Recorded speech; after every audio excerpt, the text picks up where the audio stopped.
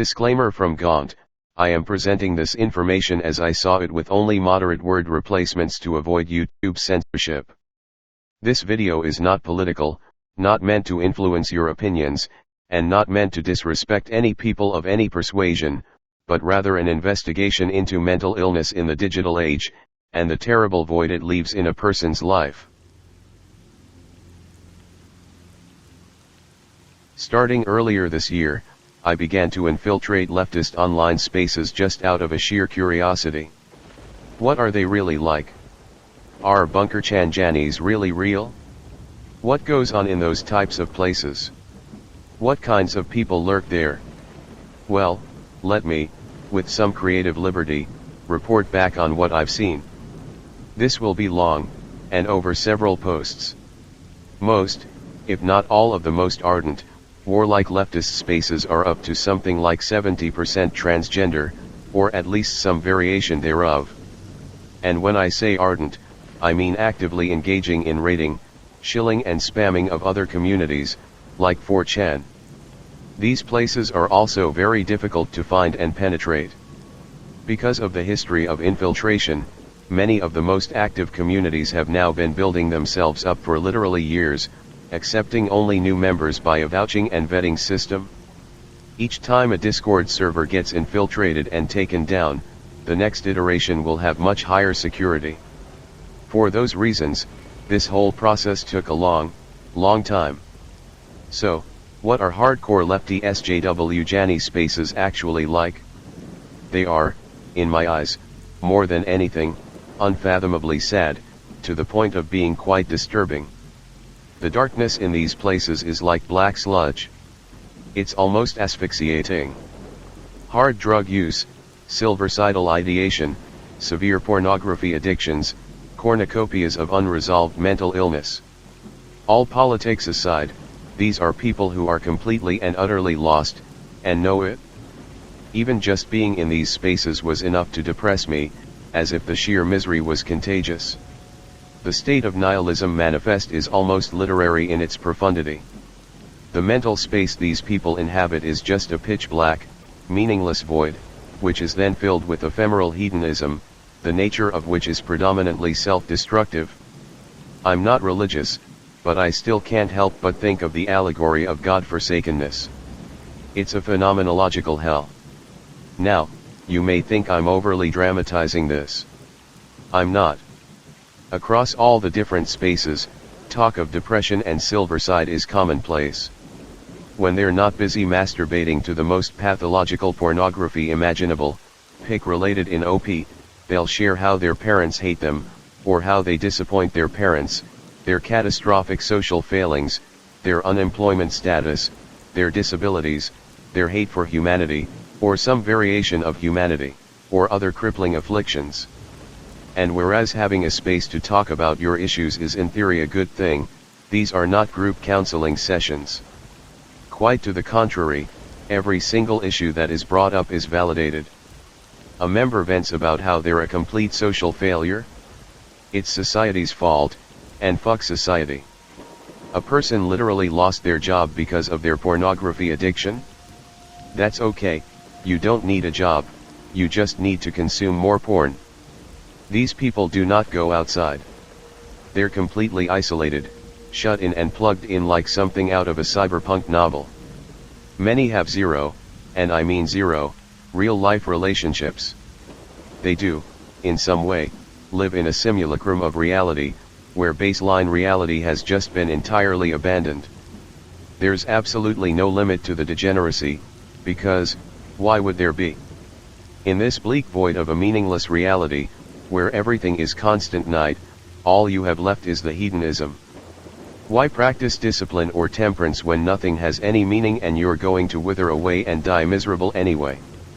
Might as well squeeze some pleasure out of the existence you've been condemned to endure. So, where does the leftism really come in? What's the connection? This is only my own personal conjecture, but I find the connection rather starkly evident.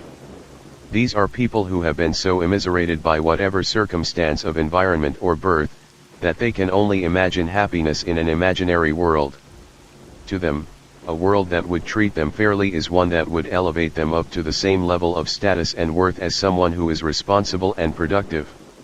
They scorn themselves, their situation, and project that self-hatred onto the world as a defense mechanism. This is why, when asked a question such as what would you do in the communist utopia, the response is often something completely delusional like I'd start a theory club and do knitting, or I'd mostly read books and tend to my plants. Because they are, again, completely and utterly removed from the realities of harsh, tangible reality, to the point where they have in large part legitimately escaped it. Across all the spaces, I'd wager that at least half live on government money, and that's me being very conservative in my estimate. Another substantial portion also live off, or with, their parents. They are emotionally hypersensitive to any slight or insult or injury for the same reason that they have totally barricaded themselves. In trying to ward off the darkness of reality, they've created another. At least they can call this one their own. At least this darkness is safe and predictable. The rates of autism are also noteworthy. Even while talking amongst themselves, infighting breaks out on the regular, often over small misunderstandings that any other well-adjusted persons could have easily surmounted.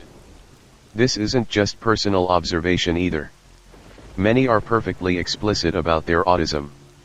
I mentioned before that at least 70% of the people who inhabit these spaces are transgender. Whereas invite-only leftist theory groups have an overrepresentation of them as well, it's in particular the more toxic, destructive communities where this figure is fully realized. And seeing what I've seen, I'm beginning to truly understand why nearly half of transgender people commit silverside. The darkness they live in, both in terms of community and mental space, is impenetrably viscous. The Degeneracy shit no longer resonates me after turning over this rock, because all I really feel is sadness. Maybe my levels of empathy are unreasonably high, but I no longer find as much humor or joy in Janny hate after seeing what complete victims they are to their own disorder. As far as ethnicity goes, it's pretty diverse, but most are white. And at least in these organic spaces, there's no particular concentration of Jewishness. I've so far met one Jew, who jokes about his own Jewishness because /Pol is obsessed over it. There might also still be communities on Bunker Chan, but I never found them, and none of my contacts had any idea. Bunker Chan has also become severely fractured since back then, so I don't think it's really much of a factor anymore, if at all. I'll hand over this to general questions, if anyone wants to ask something specific. If nothing else, at least you'll be a bit more informed about what your enemy constitutes. And before anyone asks for screenshots, any screenshot would reveal the infiltration and would cause a mass panic in whatever community it is. And I'm still not done, so I'd rather avoid it. If you don't believe me, I don't really care. You should be trying to help those who are suffering instead of gossiping for anonymous clout. I am, actually. I've reached out to a few and am trying to actively help them. It's very difficult, because most do not want help. When someone they feel should be cancelled, is cancelled, what is their reaction? It's strange. There's rejoicing, but it's often very, very short-lived. Most of the time, it's a quick, ugh, finally, roll of the eyes kind of thing, and then people move on to the next target. The most enthusiasm there usually is just dunking and memes. It's nearly forgotten about an hour later. There is no point at which it's good enough. There's no target number for cancelled people. As long as there is misery, there will always be another target. When they've run out of targets, they'll start inventing them. What is the most egregious and most likely to harm or initiate acting on their silvercidal ideations thing that can be said to these subhuman scum? Just so I don't accidentally say it. Funny, but not gonna entertain this with an answer. Tear me a new one, but I actually don't wish harm on these people anymore. If you'd seen the level of destitution that I have, you might have felt the same. Are these the same Jannies that spend all day trying to dox people? Yes. They share websites literally dedicated to doxing, like archives of right-wingers, chuds, and their personal information. Some search for doxes like a competitive sport. These people do not go outside. They do, in some way, live in a simulacrum of reality, where baseline reality has just been entirely abandoned. This is in large part why they thrive on the social validation from virtue signaling. It's the only external validation they can get. And it supersedes everything, which is why there is no internal conflict at all over the hypocrisy inherent in their beliefs: Trump vaccine bad, Biden vaccine good, etc. Do not confuse these people with average liberals. That would be a fatal misreading of what I've written. These people hate Biden. They are not liberals. They are way past Biden in terms of the left-right axis. Biden vaccine good people are just Democrat NPCs. These gutters I've been in, on the other hand, think the entire system should be burned.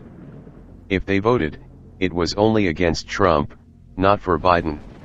How difficult/time consuming was it to infiltrate these places? Very. I basically had to go deeper and deeper and deeper, like layers in Inception. I made friends in one layer, and one would then show me a door to a level below.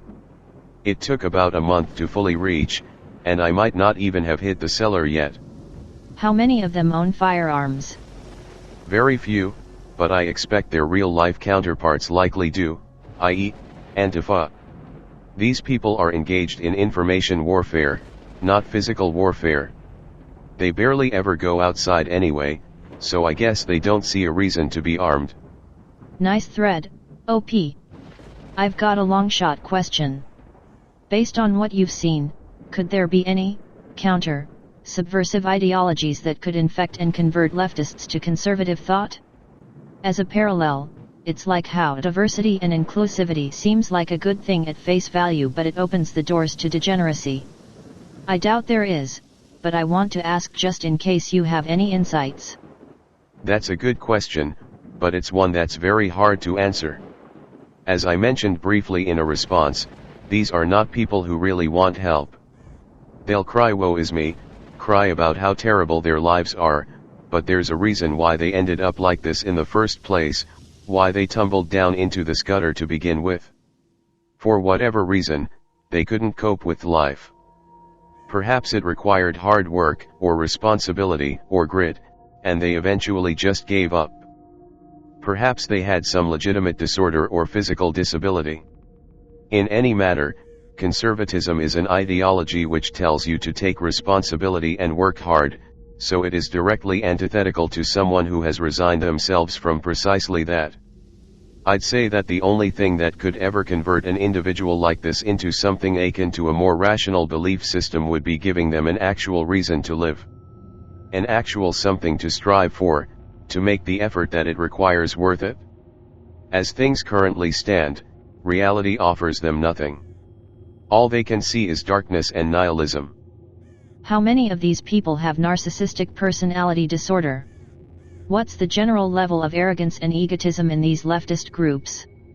In the more extreme servers I have seen, the leaders are legitimate psychopaths. As in, self-described, and proud of it. If you want to take a trip down memory lane, Google Ryko's harem. Who funds them? If they utilize some sort of infrastructure for their disinformation/NPC brainwashing campaigns, the money for that has to come from somewhere.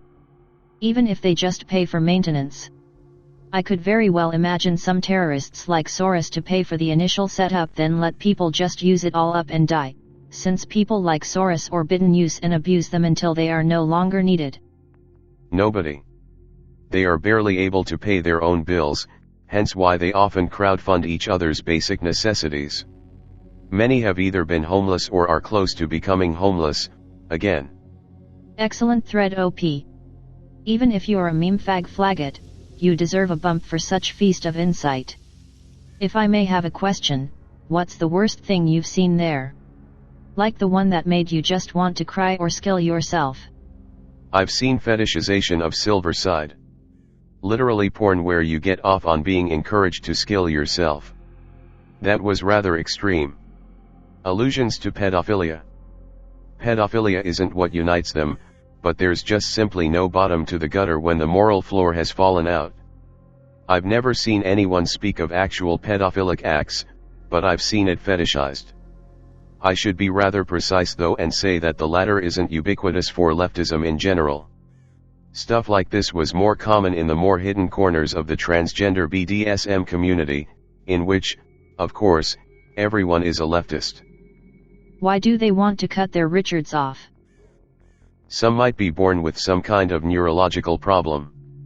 But I strongly suspect that there's a reason why so many of them are both autistic and transgender. Autistic people try to mimic what they see in order to make up for their lack of an identity. So, they observe the apparent bliss of being female, and what appears to be a passive, carefree receptivity, decry their confused, lost existence as failed boys and opt into the presentation of their counterparts. If only I was female, then all of my problems could go away.